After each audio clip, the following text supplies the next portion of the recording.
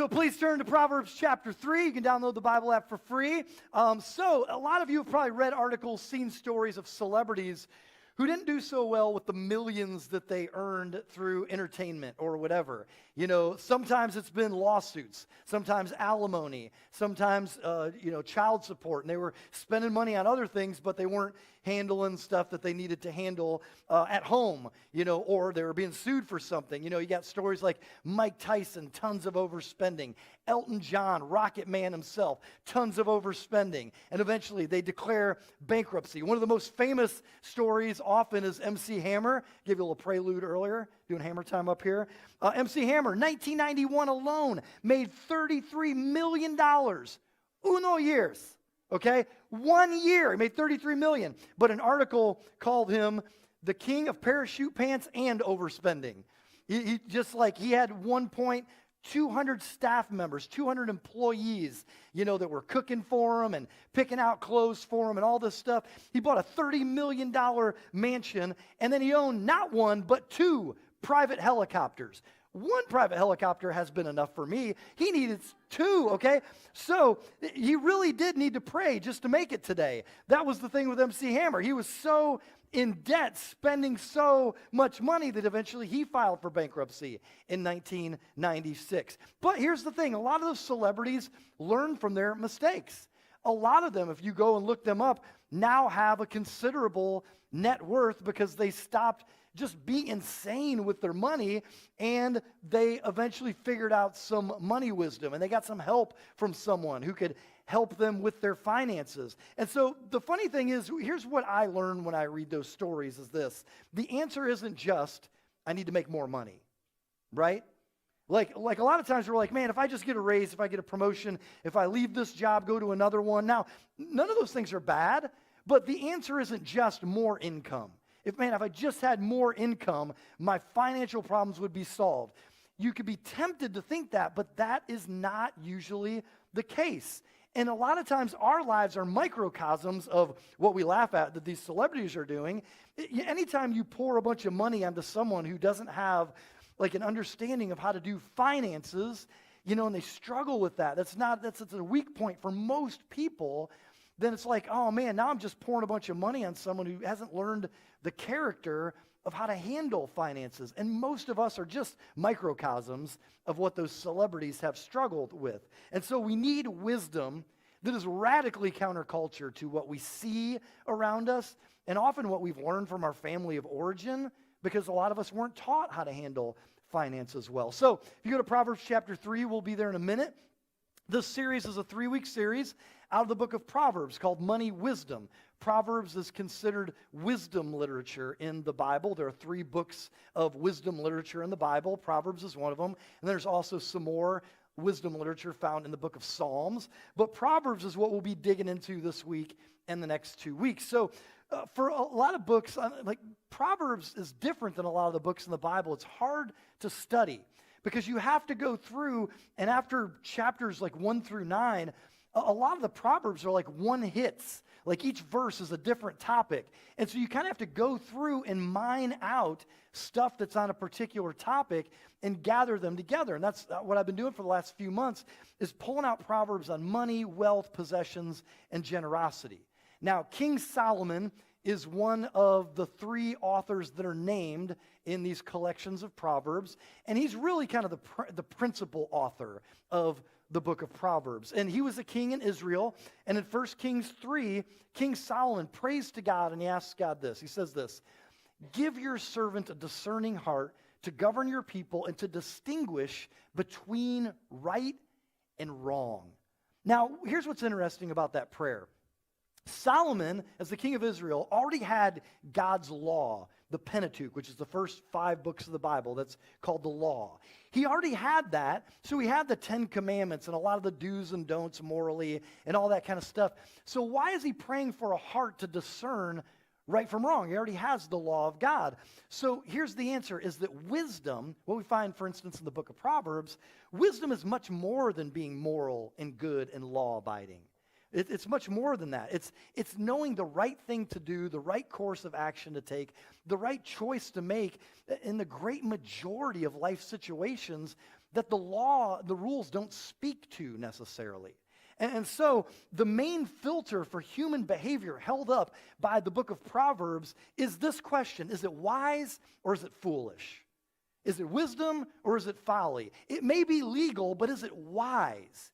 And so it kind of fills in the cracks of a lot of the law and the teachings in the first 5 books of the Bible that are about like moral codes and stuff like that. So yeah, it's legal, but is it wise? And so Proverbs is full of super down-to-earth practical advice. You might be law-abiding, but do you talk too much? Like, that's the kind of stuff that Proverbs get into. You might be moral, but what are you like to live with? Or you might be a cheerful soul, but are you unbearable to be around at 5 a.m.? When I first get up and I'm not a morning person, I don't want to hear you singing at 5 a.m. Proverbs 27:14 says this: if anyone loudly blesses their neighbor early in the morning, it will be taken as a curse. Do you know somebody like that? Like that you're a law-abiding, moral, cheerful person, but read the room, man. Like, if you don't have the emotional intelligence to know your neighbor doesn't want to be sung to across your picket fence at 5:15 in the morning, or your lawnmower running and you're singing a little hi ho, it's off to work we go. You're not doing anything against the law. Well, you might be in that case, loud. But just like that's what this addresses. So it fills in the cracks. And the wisdom of Proverbs is really beyond the law of God. So wisdom is good judgment, it's understanding. A lot of times you'll see in the Proverbs, it's just like, yeah, that's good sense. That's really good sense. Sometimes Proverbs will be like, pat you on the back, like, ooh, I do that. I am therefore wise, Proverbs will say. Other times it's going to look you right in the eye and call you a fool.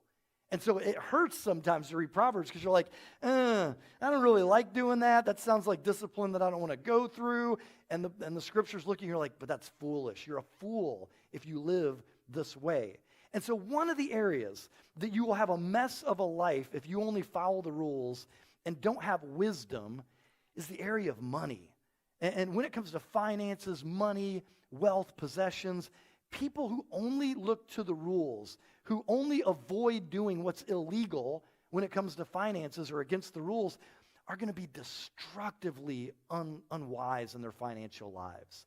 And that's where the wisdom of Proverbs is really helpful. So for the next 3 weeks, that's what we'll talk about, money wisdom from Proverbs. And personally, man, I need this and have needed this for a very long time. When it comes to finances, I've made all the mistakes.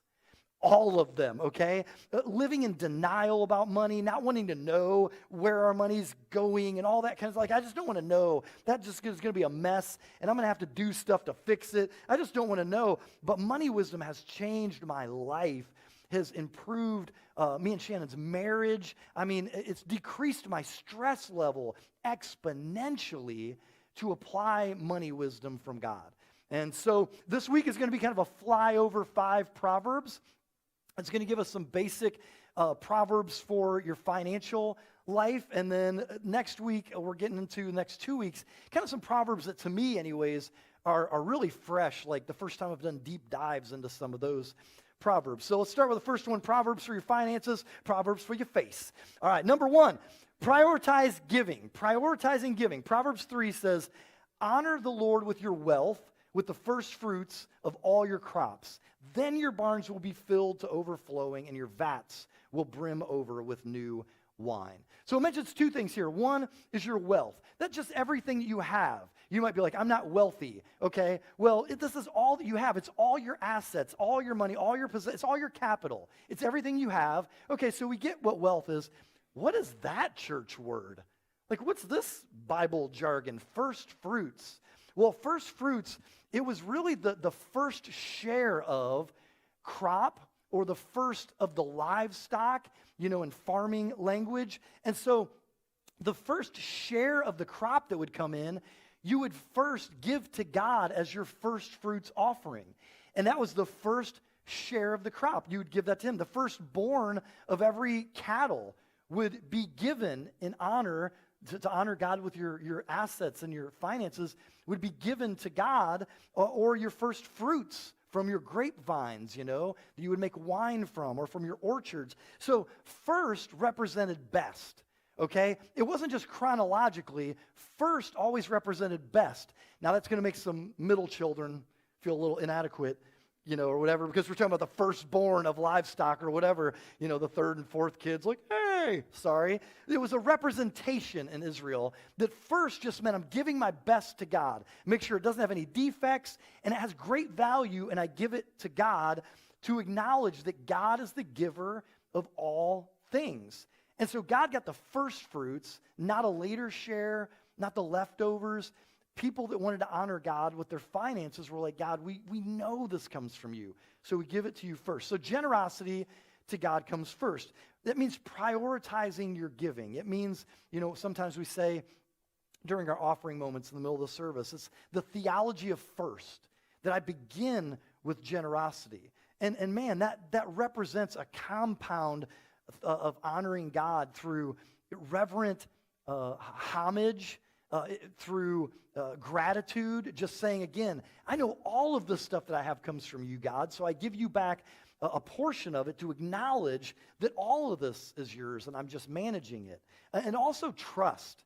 I mean, think about this. When it comes to first fruits giving, basically what's happening is I'm saying the first chunk of my annual income, the first chunk of what I'm making, the first portion of the crop, I give to God as an offering. But what if insects destroy the rest of the crop? Well, that's where the trust comes in, is you're saying, God's got me. Like, I trust that God gives me everything that I have and is going to continue to provide for me and fill my vats and my barns, my silos, whatever I need. He's going to. What if I give the firstborn of this cattle from this mom? What if I give her firstborn as an offering to God, and the next one gets sick and dies? God's going to have my back. He's going to take care of me, and I'm going to honor him with my wealth. And so you absolutely have to believe that God will provide for you. It's absolutely, in the face of all the material pressures that we have, anytime we give, this is obviously a test of faith to say, I'm going to constantly say, God, I know this comes from you, and I give back to you to honor you with my wealth. When Momentum first launched in 2006, Cinemark Theater in Valley View, we decided we're going to give our whole first offering away on the first Sunday, just the whole offering. We're going to give it away to an organization or a ministry or a nonprofit in the community. It actually took a while for someone to accept it. They're like, we're taking your church's offering, like a new church. Like, you guys need that, don't you? Like, well, yeah, we do, but we wanted to give it away. And so eventually, City Mission downtown in Cleveland accepted it because they have this incredible ministry to homeless people down there. And so we were like, hey, this sends a message for us as a church. It sets a tone that we're saying we want to be a church that loves God and loves people and is for the community. And it was kind of like our first fruits offering to God from Momentum, a brand new church. And so first fruits giving, it's how you combat loving money. It's how you combat greed and selfishness and even self-sufficiency. I made this money. I pulled myself up by my bootstraps. No one gave me any kind of connections. It's the way you say, man, I battle self-sufficiency. And I say, God, I depend on you. And so in 1 Corinthians 16:2, a Christian named Paul instructs Christians in the Greek city of Corinth this way. He says, on the first day of every week, each one of you should set aside a sum of money in keeping with your income. And this is why Christians give on the first day of the week on Sunday, and why whenever they get a paycheck, a lot of Christians are like, on payday, I give that first fruits, the first thing that I'm going to do, the top of my budget, I'm going to give to God first because that's my first fruit offering. And I'm promised that God will take care of me with the essentials in my barns and my vats after that. Now, next week we're going to get into some really cool Proverbs about generosity to others and like loving people with your finances.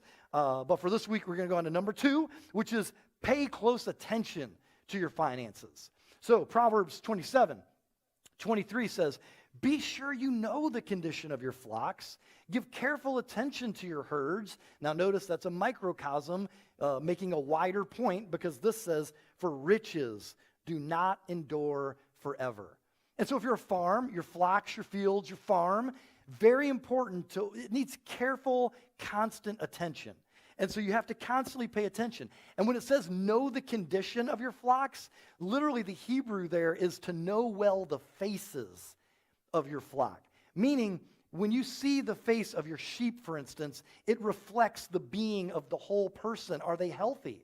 Is that sheep okay? Is it healthy? I can tell by its face if it's not doing well. So pay close attention to the details of your assets, of your wealth, or your riches, as it says here. And so for us, our flocks would equal our money and our assets, the things that God has entrusted us with. And so wisdom is paying close attention to your finances, to your flocks. And the main way you do that is really by getting on a budget and saying, I'm going to live by a budget. I want to pay attention to what's coming in, what's going out, so that I have my attention on how my finances are doing and my depreciating money. And so the main way you do that is you get on a budget. You know the condition of your finances. You pay careful attention to your money.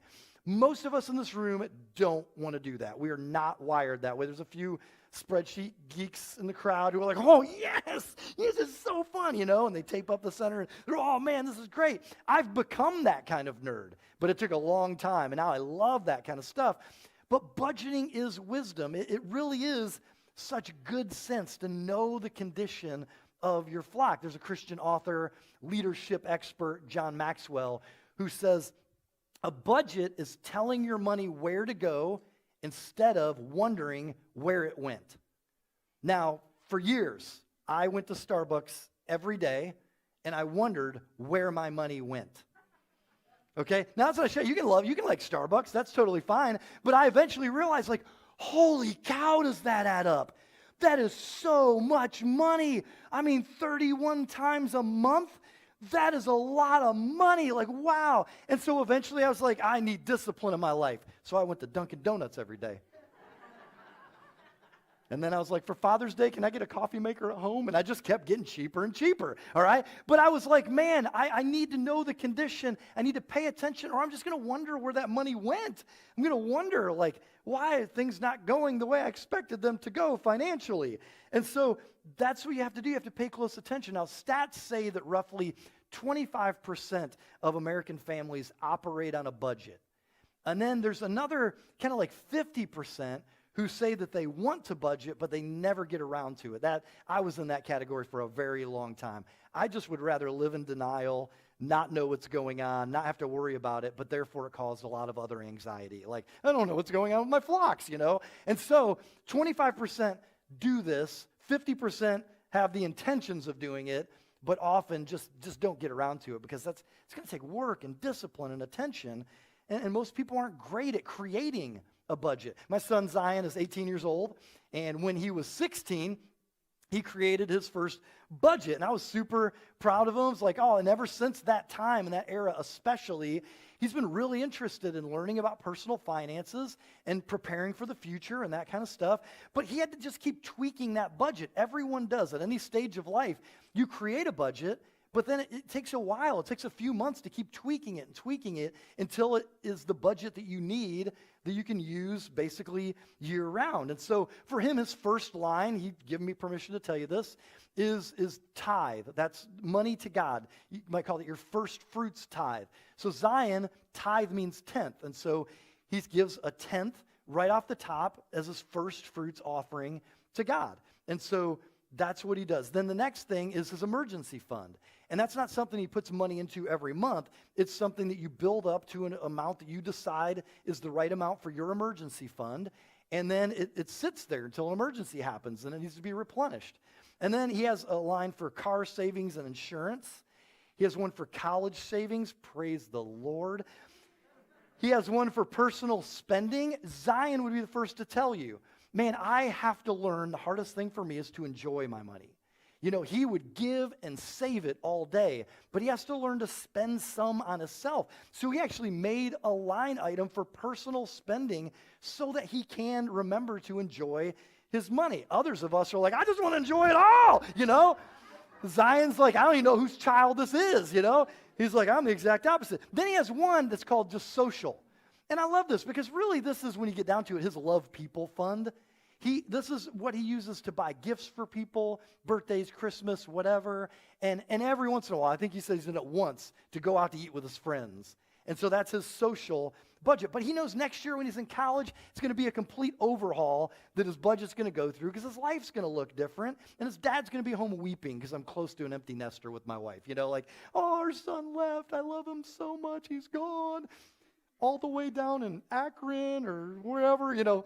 And so he's going to have to totally change his budget. So I asked Zion this week, what age do you wish you started your budget? Without hesitation, 5. He's just like, I love this so much, I wish I would have started sooner. I could have paid more attention to my allowance and the money I made and all that kind of stuff. And so if you need help with your budget, with most people do, then we're offering an elective called Financial Peace University that we often offer at Momentum, FPU. Sounds like an expletive for short. And that starts Thursday, February 24th. It's a 9-week course. It's going to be Thursdays, 6:30 p.m. here at the building. And for cost, details, registration, you can go to MomentumChurch.com. And basically, you'll learn proven plans for how to get out of debt fast and also how to save more money for the future. And that's going to be led by Katie Thomas. Here's Katie and her husband, Nate. They're in the service right now. They're our poster children for money wisdom today. Yeah. That was always cringy to hear, like, oh no, that's really weird. But that's Katie Thomas. She's just an awesome, amazing human being. Smart, funny, loves Jesus. She's leading this elective. And so you'll get like some resources and help and inspiration to kind of start your budget, which is really kind of the beginning of a lot of getting your flocks and stuff in order. Katie said she hated the idea of getting on a budget. Just the idea, it felt so limiting, so restrictive of being on a budget, which is why a lot of people aren't. And she said, but after her and Nate got married, she started seeing the budget as a freedom to spend. And that's so true, like seeing it as these are allocations. This is where my money is going. It's going to this, it's going to this. I know the condition of my flock. I know what's coming in. I know where it's going. And so she said, for instance, if we want to do a trip or a vacation, that's totally fine. We can set aside money every month to save up for that vacation. And then when we're on vacation, we don't have to be as restrictive when we're on vacation. We don't have to worry about, oh, we're staying in this hotel. What damage is this going to do for our income? That kind of stuff. She's like, man, once you do the discipline up front, then you can really kind of enjoy that vacation more on the other end. And so it's kind of gives you permission to spend and just to know where you're spending and how you're spending money. For me now, it's a big difference. Whenever an unexpected thing happens, this week, one of our ceilings, started leaking. Like, oh, great. Or when something starts making noise in the car. It used to be I just turn up the radio, like I don't want to hear it. Don't want to hear it. But, when that kind of stuff happens, it used to be an 8, 9, or 10 on the 1 to 10 scale of stress. Now it's like a 1. Other than, okay, we got to make the phone call, we got to get the person to fix it. Sometimes Shannon will be like, I'm sorry, we got to put this in the budget for this month. And I'm usually like, I don't care, we already paid for it, basically. We've saved up in the emergency fund, or we have something in a car fund. Whatever, we're prepared for this. It's like a 1 on the stress level now. Huge difference because we know the condition of our flocks. It is such freeing wisdom. Number 3, get out and stay out of debt. The rich rule over the poor, and the borrower is slave to the lender. Now, this proverb comes in synonymous parallels, meaning the first thing is very parallel to the second thing. And notice the correlation here is between the lender and the rich, and another correlation between the borrower and the poor. So the mentality of the poor is to say, I'm going to borrow money to do this thing. That's the situation that I'm in. I want to get this thing. I'm going to have to borrow it. That's the mentality of a poor person. And they become a slave to the lender. And so the borrower is a slave, is the terminology used in the book of Proverbs. When you borrow, you lose your freedom.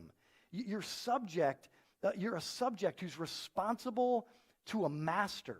Is really striking language. And so apparently the Israelites had a common practice of selling themselves into slavery in order to pay off their debts to that person they were indebted to.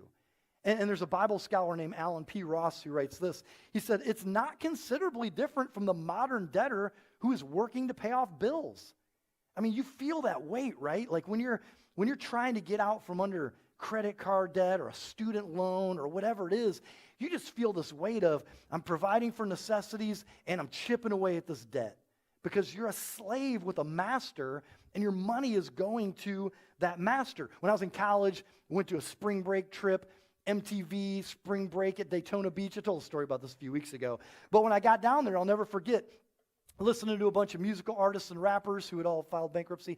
And I was listening to them all, and I saw across the street once in the sea of college students a tent with a long line. I was like, what is that? Oh, it's a free t-shirt. I got in line. I waited in line knowing that what I was going to do was sign up for a credit card when I got into this tent, and I would get a free t-shirt. Yeah, dumbest thing I ever did in my life. I mean, because they're looking at me. They probably saw me in the crowd like, look at this idiot. Oh, yeah, this guy is so irresponsible and so immature. Oh, man, he's going to be spending money like Congress if we give him a plastic credit card. So just like, okay, here we go. And I get in line, wait for it, sign up for a credit card, get my plastic, and got my free t-shirt to advertise that credit card company as I walked around, right? Citibank or whatever it was, I don't remember. But that was the worst because now any value meal that I want, any new shirt that I want for a date, anything like that, just swipe, swipe, swipe. And so I had to, work hard to get out of that debt from underneath that slave driver of a credit card company because I lost my freedom and I had to work to get out of that and to fight my way out of debt. And I had to destroy my credit cards. I was like, I need to get rid of these. I don't even want these to be a temptation. It's like crack. I don't want it. And so I've made all the financial mistakes and I've had to learn from them. I heard a great idea from a married couple who has 3 little kids and they had a substantial amount of debt. And they made a paper chain, and basically with each link, it represented $1,000. And every time they paid off $1,000 of debt, they would go together to the laptop as a family. They'd set up the payment to pay off the credit card, whatever it was, student loan, and they'd hit the button together, and then they would go and they would cut off the appropriate amount of links for their debt. And that was a way to keep reminding themselves of the visual and to show and teach a legacy to their children. The borrower is a slave in chains to a lender. Like, get out from under this. Don't get under it. Go to college debt-free and do everything you can to work to do that. And, I'm trying to instill this in the next generation. And it's such a wise lesson to teach. So borrowing money, it's not a sin. I want to make that super clear. But there's not a single time in Scripture where it's mentioned in a positive light. 100% of the mentions are negative because borrowing money, it's risk. It's constantly risk. And so it's wise to work hard to get out of debt ASAP. And FPU will teach you how to work something called the Debt Snowball, which, man, we worked the Debt Snowball, and it is really a helpful way to say, I've got 6 or 7 lenders, including a non-interest loan from my mom, that kind of thing. Like, what order do I attack these in? And the Debt Snowball helps you know this is how I do it, even emotionally. This is how I do it and attack the debt snowball. Then once I'm out of debt, then it's to stay out of debt, to say I'm not going to sell myself into slavery to another credit card company or bank or whatever. There's a saying, and this is going to have to sit for a second, but I think this is a really powerful saying. The saying says this: rich people ask, how much does it cost? Poor people ask, how much are the payments? Think about it for a second. Rich people ask, how much does it cost? Poor people ask, how much are the payments? And what that's saying is, people who are wise with money say, I don't have enough money in the bank, therefore I can't afford that. Okay, that's huge. I haven't saved up enough money to get that thing, so I can't afford it yet. I need to continue saving until I can. People who are unwise with money just want to see if they can afford to get the monthly payments into what they're making monthly in their income. So otherwise, really what it comes down to is Proverbs. So much of it is like learning to handle finances the way that your grandma and grandpa did. There was credit, of course. There was credit back in the Old Testament, but it was just like a kind of a different world. And the mentality was, I've got to work hard, save up the money, and then make the purchases with cash. And if I don't have the cash, then I can't afford to buy that car, that suit, that outfit, whatever it is, I can't afford to because the borrower is slave to the lender. Number 4, living on less than you make. The wise store up choice food and olive oil, but fools gulp theirs down. Oh, this is one of those tough ones for all of us Americans, isn't it? Like, you just called Americans fools. Like, living paycheck to paycheck, just, not living within our means. So the NIV talks about choice food, but that's just a microcosm of a principle here, that the wider truth here is about wealth and possessions. The wise prepare for the future. They store up choice foods and olive oil. I love the Living Bible. It's a paraphrase, and it says this: the wise man saves for the future, but the foolish man spends whatever he gets. And that's the spirit of what this proverb is saying. So basically, the verse means that the wise build wealth, but the foolish squander it and gulp down. In that NIV version, the Hebrew there literally means to swallow.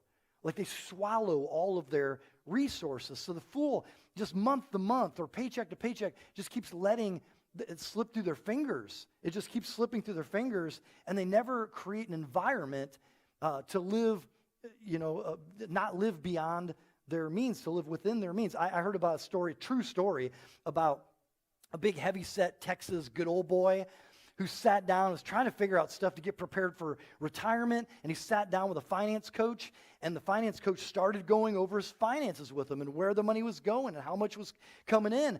And one thing that became glaringly and embarrassingly clear to this big Texan was that he was spending so much money going to restaurants every month, and he wasn't having any discipline to get some food at the grocery store and eat at home and all that kind of stuff. And at the end, the financial guy just looked at the Texan. Okay, let's talk about this now.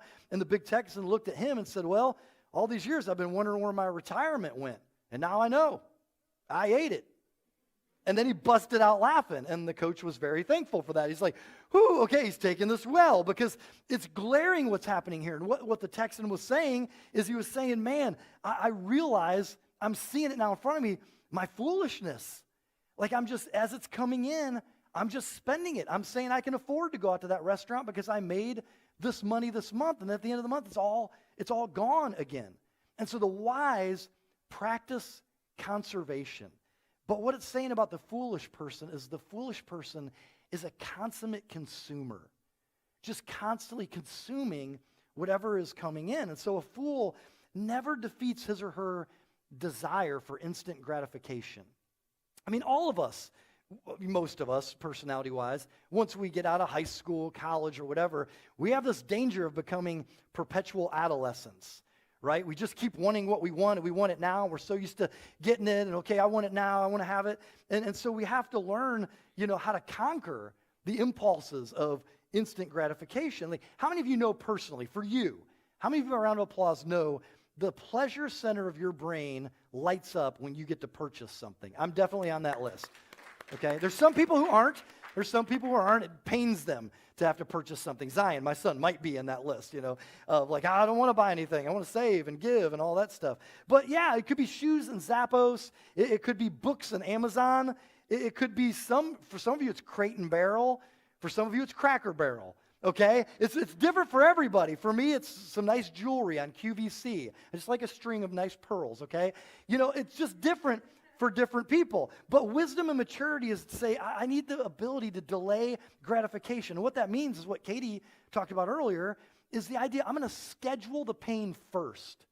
Like, I'm going to do the hard work of saving and saving, not spending everything this month, but saving and saving, and then the pleasure, the gratification is so much better when you get the thing you want, and you've already gone through the pain to get it. It's so much more gratifying and brings so much more pleasure. That's wisdom. That's good sense.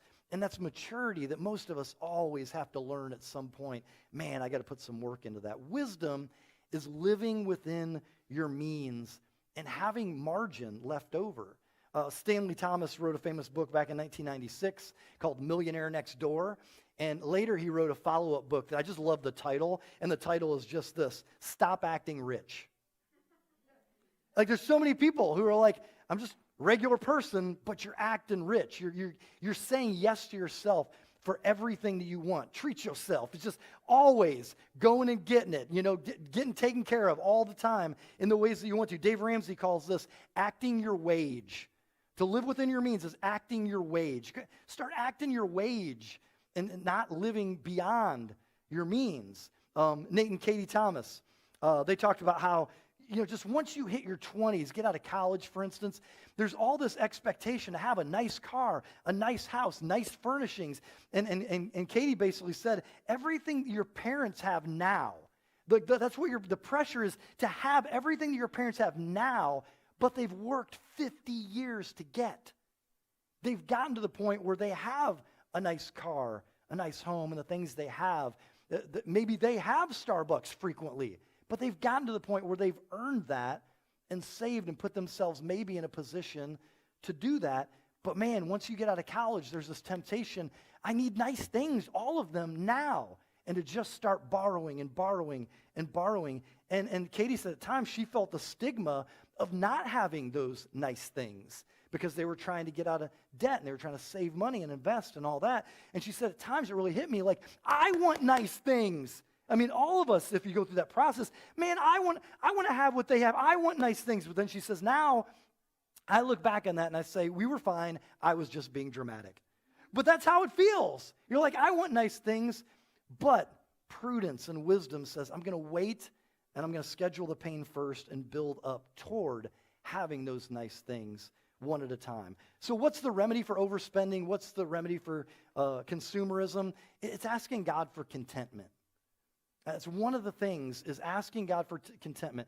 Psalm 23, verse 1, most famous psalm in the Bible says, the Lord is my shepherd, I shall not want. NIV version, New International, says, the Lord is my shepherd, I lack nothing. Otherwise, if you don't want anything, then you won't buy everything. If you're like, I don't always need new clothes always. I don't always need to go out for dinner. I don't always need this stuff or the new shiny thing. Then you can say, one way God helps you with your finances is you pray, Lord, make me content. And God provides for your needs, but he also transforms your wants. If you say, God, there's something I want, I'm going to pray about it for a week and see how I feel about it after the week.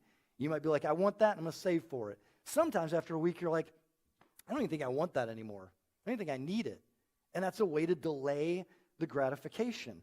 And so if you're content, you can store up choice food and olive oil by not spending everything you have in that month. You can save for the future, which leads well into our next point, which is that save and invest little by little. And so Proverbs 13:11 says, dishonest money dwindles away, but whoever gathers money little by little makes it grow. I love the New Living Translation of this one because this is what the verse is aiming at when it talks about the first part. Dishonest doesn't mean you're going and holding up banks, or whatever necessarily. There's a lot of different ways for dishonest money to be gained. But this says, wealth from get-rich-quick schemes quickly disappears. Wealth from hard work grows over time. And so I love this. This proverb is arguing that chasing easy money in any way is foolishness, and it leads to being broke. Like I kept taking chances on startup ventures, and I kept taking chances on this. I'd throw my money into this. Someone talked me into this business thing. The greedier you are to hit the jackpot, or the greedier you are to get a windfall, the more susceptible you are to being a sucker, right? Like, oh, I took a chance right there. I thought that was it. I was gambling. I was like, put black on 13. It was like a roulette table. But wisdom says, be patient. Do it the slow, boring way. Boring. That was in the video that you missed. Do it the slow, boring way. Like, just take your time, hard work, slow and boring. And so this proverb counsels us to accumulate through virtue. And it's virtues like hard work, patience, diligence, generosity, faith, things that have stood the test of time, and just to be slow with it, little by little. In Proverbs 13:11, the image of little by little really is of someone working hard, and handful by handful, they're setting aside savings. Handful by handful, over time, that's how the wise save and gather some wealth. And by the way, wealth is always spoken of in a positive light. Proverbs has a very positive outlook on wealth, as long as the wealth is associated with someone who is righteous with their wealth. and we'll describe some more what that means next week. But they gather little by little, and they make it grow. Ramsey's Solution did a national study of millionaires. They surveyed over 10,000 millionaires in America, and this is what they found. They were trying to kind of see, is it true what some people have the stigma toward, it's an easy thing to say, we hate the rich, we hate the rich. And they were like, man, so many of the rich that we know started a business, created a service for someone, and slowly, little by little, built wealth. It isn't just a bunch of rich kid trust fund kids. Like, there's a whole bunch of people who've worked hard to become what they call everyday millionaires. And they worked over time, little by little. So they did this survey, over 10,000 millionaires. And here's some of the things it found. 79% of the millionaires didn't receive any inheritance. In fact, there was another small percentage that received some, but it wasn't anything significant. And so 79% of them received no inheritance. 8 out of 10 millionaires invested in their company's 401k plan. What that means is just month after month, little by little, handful by handful, over time, that was one of the ways that they built wealth. The average amount of time working, saving, and investing before hitting the net worth of $1 million, being a millionaire, was 28 years. So handful by handful, over a long period, slow and boring. Not taking any big chances. I'm going after it. I'm scratching it off. It wasn't any of that. It was slow handful. Why would I buy a lottery ticket when I could take that handful and just invest it? I'm just going to keep doing handful by handful. But this was the most amazing to me. The biggest find I thought that was super interesting from this millionaire survey was this. The top 5 careers they listed of the everyday millionaires. What did they do for a living? I'll give you the top 3. The top one was an engineer. The second, we had high schoolers in the room. Oh, I got to look into that major. Engineer. The second one was accountant. And the third one, this is the biggest thing to me, blew me away. Number 3, teachers. Okay, I don't know if I got any teachers in the room, but if a teacher can do it, anyone can do it. Right, teachers? Can I get a hallelujah, amen? Because teachers aren't paid anything usually. Like, so if a teacher can do it, that means anyone can do it. It means handful by handful for 28 years, these teachers just kept setting aside little by little and making it grow the long, slow, hardworking, boring way with kids cussing them out, not getting in trouble by the principal anymore, and all the stuff that goes on. All that was going on, and they just kept saving. Whoever gathers money little by little makes it grow. Final thing. This kind of summarizes everything. Here's the homework. So here's an idea. Start budgeting and planning in a way that moves you toward the 10, 15, 75 plan. This incorporates almost everything that's been said. And that's to say, start budgeting and planning toward. This is what I want to do. I want to give at least 10% of my first fruits income to God. I want to honor God with my wealth and my first fruits. Then I want to invest at least 15% into the future, and I want to live on at most 75% of what I'm bringing in every month or in every paycheck. At the most, I'm going to live within my means and have margin left over, and first it's going to go to God. I'm going to have margin so that I can invest, and I'm going to live off 75% at the very most. Now, you might be like, oh my gosh, that looks so impossible. Well, that's why you start budgeting and planning. This is a process, and it might take a while to get there. You might be like, okay, first, my goal is going to be the 10-10-80 plan. Fine, but just start budgeting and planning and working your way toward that and say, this week, I'm going to apply this money wisdom. Because remember, the stat said 25% of us are already doing the budgeting part. So at least that means there's 50% of people who have good intentions about wanting to start a budget. So that's your homework this week. And most people probably in the room are probably like, okay, yeah, man, that's something by faith I really have to work on. That's something, I've been eating. I've been gulping up most of what comes in. So I'm really going to have to work on being prudent and saving little by little for the future. And living on only 75% or less, man, that's going to take some budget cuts and some discipline. So this week, that is homework that you can apply money wisdom of Proverbs starting right now. Let's pray.